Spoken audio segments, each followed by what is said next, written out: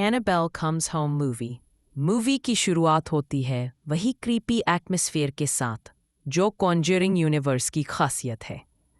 Add और Lorraine Warren, जो real life paranormal investigators थे, एक बार फिर सामने आते हैं। उनके सामने एक केस है, एनाबेल डॉल का। ये डॉल, जो पहले ही कई इंसिडेंट्स का सोर्स बन चुकी है, अब एक बार फिर ट्रबल का कारण बन रही है। एक कपल कंप्लेन करता है कि उनके घर में अजीब एक्टिविटीज हो रही हैं और उनका बिलीव है कि सबके पीछे एनाबेल डॉल है। वॉरेन कपल जाकर डॉल को अपने साथ ले आते हैं। लोरेन को तुरंत समझ आ जाता है कि ये सिर्फ एक डॉल नहीं है, ये एक बीकन है जो दूसरी बुरी आत्माओं को अट्रैक्ट करती है। मतलब जहां ये है वहां और भी स्पिरिट्स आ जाती हैं। एक क्रीपी डार्क रोड पर एड और लोरेन वॉरेन अपनी कार में ले जा रहे होते हैं एनाबेल डॉल को। एड कामली ड्राइव कर रहा है और लोरेन उस डॉल की तरफ घूर रही है। लोरेन धीरे से, ये डॉल एक सिंपल टॉय नहीं है एड, ये एक मैग्नेट है। ये हर बुरी आत्मा को खींच लाती है अपनी तरफ। जितनी देर ये फ्री रहेगी उतना बड़ा खतरा होगा। इसी वक्त कार के सामने एक एक्सीडेंट स्पॉट आता है। रोड के साइड में एक डेड बॉडी पड़ी होती है और कुछ लोग शॉक में खड़े होते हैं। सडनली कार की लाइट्स ब्लिंक करने लगती हैं और इंजन बंद हो जाता है।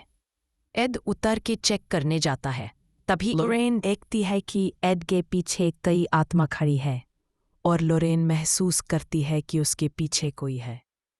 वो देखती है कि उसके पीछे वही लड़की है जिसका अभी एक्सीडेंट हो गया था, पर क्लियरली लगता है जैसे डॉल खुद एक्सीडेंट्स अट्रैक्ट कर रही हो। वॉरेन्स फाइनली अपनी हाउस रीच करते हैं।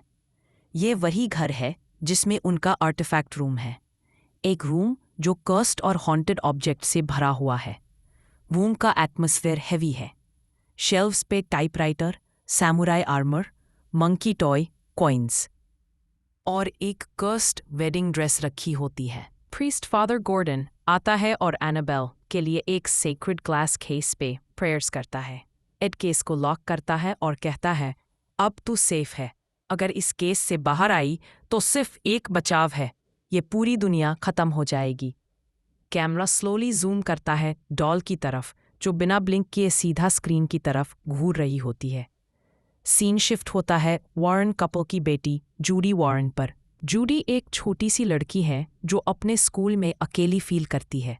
उसके क्लासमेट्स उसे दूर रहते हैं क्योंकि उनके पेरेंट्स गोस्ट हंटर्स हैं। एक दिन स्कूल में एक बच्चा उसको टीज करता है, तेरे मम्मी पापा भूत पकड़ के लाते हैं या तू भी उनके जैसा है। जूडी चुप हो जाती है। वो साइकिक है और कभी कभी स्पिरिट्स को देख लेती है, पर उसने कभी ओपनली नहीं बताया। लोरेन उसकी टेंशन समझ जाती है और उसको समझाती है, जूडी, जो गिफ्ट तुम्हारे पास है वो तुम्हें अलग बनाता है, पर कमज़ोर नहीं। एड और लोरेन एक नए केस पे दूर जाने वाले होते हैं, इसलिए वो अपनी डॉटर को बेबीसिटर मैरी एलन के पास छोड़ देते हैं। मैरी एलन रिस्पॉन्सिबल लड़की है, सिंपल और केयरिंग। जूडी उसे कंफर्टेबल फील करती है, पर उसकी बेस्ट फ्रेंड डेनिएला रियोस अलग टाइप की है। वो थोड़ी एडवेंचरस, नोजी और ओवर क्यूरियस है। उसके दिमाग में एक ही चीज़ है, उसके रिसेंटली फादर की मौत हो गई है और वो किसी तरीके से उसे कम्युनिकेट करना चाहती है।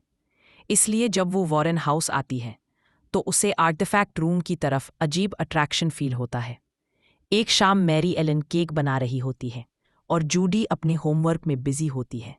तभी दनियला चुपके से आर्टिफैक्ट रूम का की निकाल लेती है और अंदर घुस जाती है।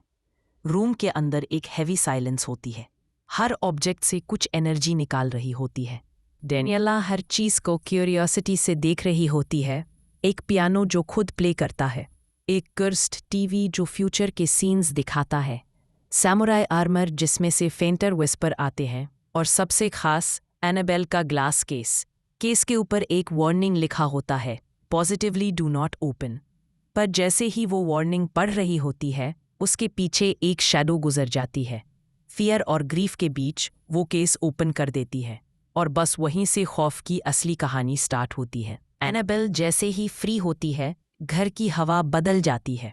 सब लाइट्स फ्लिकर करने लगती है। एक एक करके ऑब्जेक्ट्स एक्टिवेट होते हैं।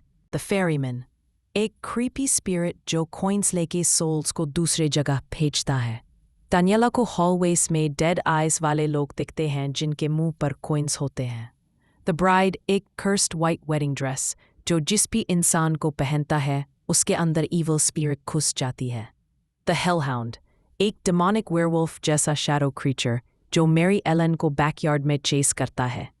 हॉन्टेड टीवी जूडी को एक फ्यूचर विजन दिखाता है जिसमें उसके पेरेंट्स मर जाते हैं।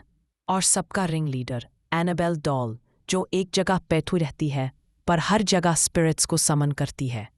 रात और ज़्यादा टेरिफाइंग होती जा रही है। मैरी एलन को किचन में एक शैडो अटैक करता है। दानियला लॉक्ड आर्टिफैक्ट रूम में फंस जाती है और स्पिरिट्स यूज टॉर्चर करते हैं। जूडी अपनी क्रॉस लेके प्रेयर्स करती है पर एनाबेल उसको डायरेक्टली टारगेट कर रही होती है। एक सीन में जूडी के सामने एक शैडोई फिगर अपीयर होता है। वो उसकी नानी के जैसा लगता है।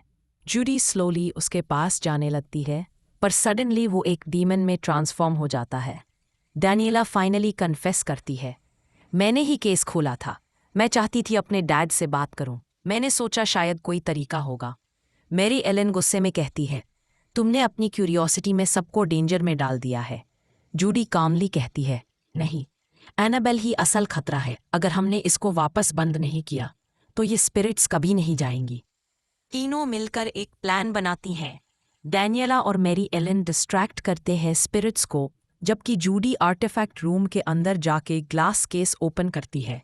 एनाबेल को वापस केस में डालना बहुत टफ होता है क्योंकि ब्राइड स्पिरिट और हेलहाउंड उन्हें रोकने की कोशिश करते हैं। एक इंटेंस सीक्वेंस में जूडी अपने रोजरी बीड्स और प्रेयर्स का यूज़ करती है। एक ब्राइट वाइट लाइट रूम में फिल होती है और फाइनली वो एनाबेल को केस के अंदर लॉक कर देती है। जैसे ही केस लॉक होता है पूरे घर में साइलेंस आ जाता है। स्पिरिट्स वैनिश हो जाती हैं। अगली सुबह एड और लोरेन वापस आते हैं। उन्हें लगता है कि घर सेफ है पर वो नोट करते हैं कि जूडी और बेबी सिटर्स ने काफ़ी हिम्मत दिखाई है। लोरेन जूडी को हक करके कहती है, तुम अपने गिफ्ट से डरना मत, तुम स्ट्रांग हो। मूवी एंड होती है एक वार्म नोट के साथ, जूडी के बर्थडे पार्टी सीन। दोस्तों और हैप्पीनेस के बीच थोड़ा रिलीफ मिलता है पर कैमरा स्लोली जूम करता है आर्टिफैक्ट रूम की तरफ जहां एनाबेल केस के अंदर शांत बैठी है। उसकी आंखें स्क्रीन पर फिक्स्ड होती हैं जैसे कह रही हो, मैं अभी ख़त्म नहीं हुई। इस तरह फिल्म एक हॉन्टेड हाउस सर्वाइवल स्टोरी है जो एक ही रात के अंदर अनफोल्ड होती है। ये बताती है कि एनाबेल डॉल सिर्फ एक टॉय नहीं बल्कि एक कॉन्डुइट है जो हर ईवल स्पिरिट को अट्रैक्ट करती है।